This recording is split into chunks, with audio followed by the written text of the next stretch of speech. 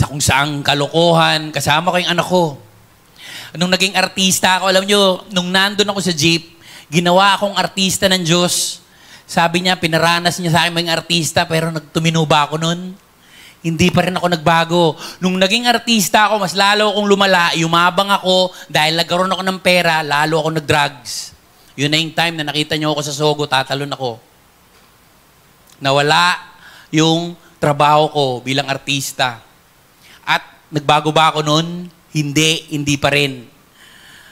Alam niyo kung kailan ako nagbago? 1.5 years pa lang ako nagbabago ngayon nung pumunta ako sa Canada nung pandemic. Yung ABS-CBN na sinasandalan ko, akala ko yun na yung buhay ko, yung pag-asa ko kasi Monday to Sunday na papanood niyo ako ron, di ba? Wala akong palyay, na high blood na nga ako eh. Nagtatrabaho ko, ang dami kong pera. Akala ko hindi mawawala yun yung sandalan ko.